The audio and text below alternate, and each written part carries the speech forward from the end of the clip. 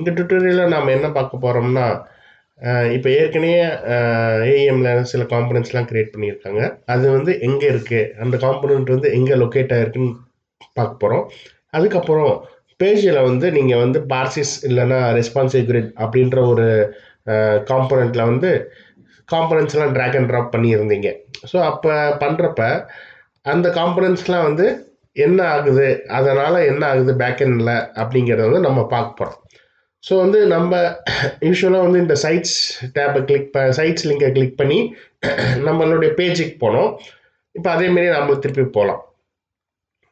So we retail சைட்குள்ளார யூஎஸ்இஎல் இதில் இந்த main பேஜை தான் நம்ம இது பண்ணிகிட்டு இருந்தோம். ஸோ இதை எடிட் பட்டன் கிளிக் பண்ணுற மூலிமா அந்த பேஜுக்கு நம்ம போகிறோம். இப்போ இதேமாரியே இன்னொரு கன்சோல் இருக்குது. அது என்னென்னா சிஆர்எக்ஸ்டி லைட் கன்சோல் அப்படின்னு சொல்லுவாங்க.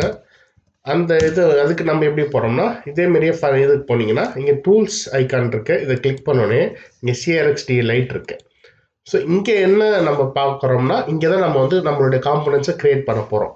சரி, நம்ம வந்து ஏற்கனவே க்ரியேட் ஆகிருக்கிற காம்பனன்ட்ஸை பார்க்க போகிறோம். இங்கே வந்து நம்ம இங்கே வந்து 2 ஃபோல்டரில் வந்து நம்மளுக்கு ஏற்கனவே க்ரியேட் ஆகிருக்க காம்பனன்ட்ஸ் நம்ம பார்க்கலாம். ஒன்று வந்து இந்த லிப்ஸ் ஃபோல்டர் அப்படின்னு சொல்லுவாங்க. இதுக்கு பேர் வந்து லைப்ரரிஸ் அப்படின்னு சொல்லுவாங்க. அதுக்கப்புறம் இன்னொன்று ஃபோல்டர் வந்து ஆப்ஸ் ஃபோல்டர், அப்ளிகேஷன்ஸ் ஃபோல்டர் அப்படின்னு சொல்லுவாங்க. இந்த அப்ளிகேஷன்ஸ் ஃபோல்டரில் தான் நம்ம க்ரியேட் பண்ண ப்ராஜெக்ட் வந்து நம்ம வந்து க்ரியேட் பண்ணிக்கலாம்.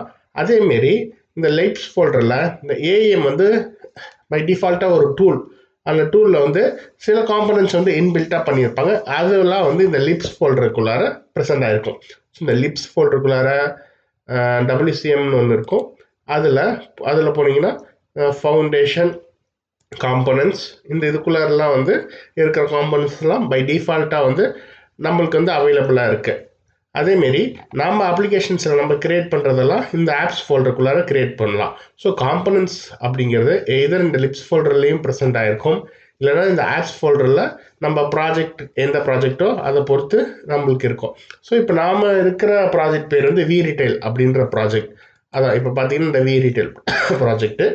அது வந்து இந்த வி ரீட்டைல்குள்ளார நீங்கள் போனீங்கன்னா உள்ளார காம்பனன்ட்ஸ் ஃபோல்டருக்குள்ளார கண்டென்ட்குள்ளார இருக்கிற இந்த காம்பனன்ட்ஸ் தான் வந்து இந்த பர்டிகுலர் அப்ளிகேஷனில் வந்து நம்ம பார்க்குற காம்பனன்ட்ஸ். பை டிஃபால்ட்டாக வந்து இருக்கிற காம்பனன்ட்ஸ்லாம் வந்து இந்த ஏரியாவில் இருக்கும், இந்த லிப்ஸ் ஃபோல்டருக்குள்ளார இருக்கும். இப்போ நாம் என்ன பார்க்க போகிறோன்னா, இப்போ நான் வந்து ஒரு காம்பனண்ட்டை வந்து ட்ராக் அண்ட் ட்ராப் பண்ண போகிறேன். ஸோ அதனால் பேக்கெண்டில் வந்து என்ன ஆகுதுங்கிறத நம்ம பார்க்க போகிறோம். இப்போ நான் ஏற்கனவே இந்த 2 காம்பனண்ட் க்ரியேட் பண்ண நான் டெலீட் பண்ணிக்கிறேன்.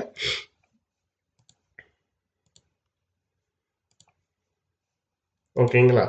சரி, இப்போ வந்து நான் ஒரு காம்பனண்ட்டை ஆட் பண்ணுறேன். அதே டெக்ஸ்ட் காம்பனண்ட்டை நான் ஆட் பண்ண போகிறேன்.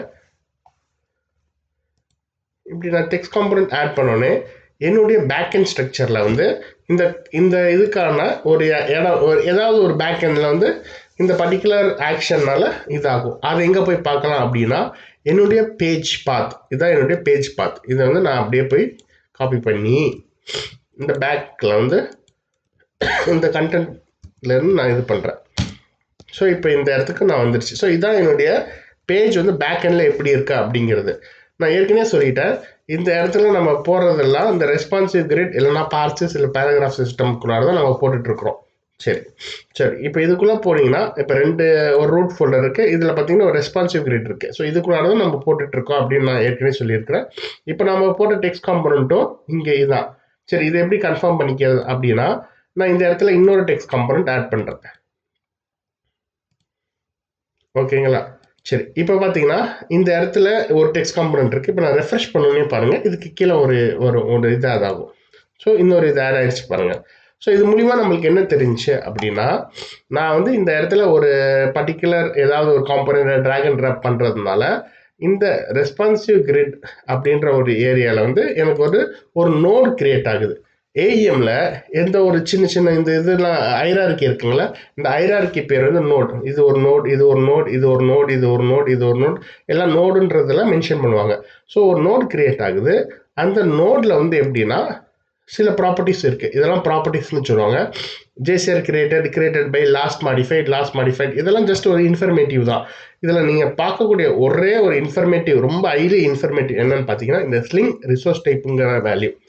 சரி, இப்போ நம்ம வந்து நான் என்ன சொல்லியிருக்கேன்னா, ஒரு காம்பனண்ட் வந்து ஒரு டைம் தான் நம்ம கிரியேட் பண்ணுவோம். பட் ஆனால் வந்து இந்த பல டைம் நம்ம யூஸ் பண்ணிக்கலாம். ஆனால் அந்த டிஃபரன்ஸ் நம்ம எங்கே கொடுக்குறோம்னா இந்த டயலாக்ல கான்ஃபிகர் பண்ணுற வேல்யூஸ் மூலிமா தான் அதை நம்ம டிஃப்ரென்ஷியேட் பண்ணுவோம்.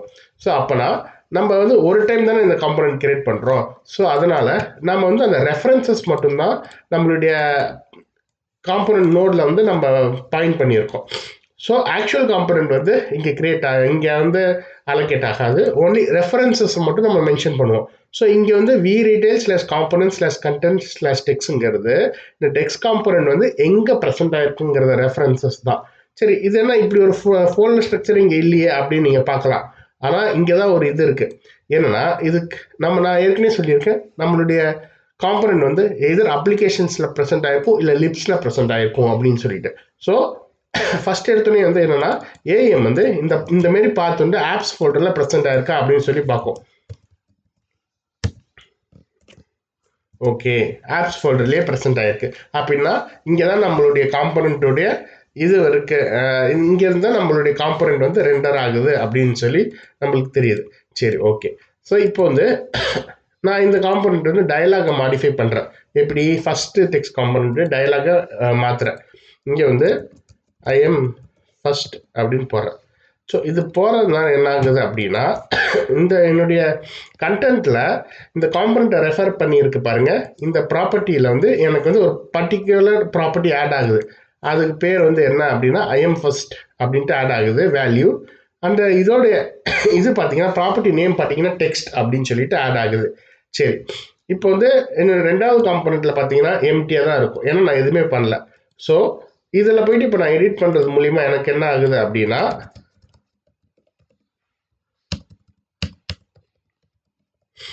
இப்போ நான் இதில் எடிட் பண்ணுறது மூலிமா எனக்கு என்ன ஆகுது அப்படின்னா இந்த செகண்ட் காம்பனண்ட்லேயும் எனக்கு ஒரு ப்ராப்பர்ட்டி ஆட் ஆகுது பாருங்கள், டெக்ஸ்ட்ன்ற ப்ராப்பர்ட்டி ஆட் ஆகுது.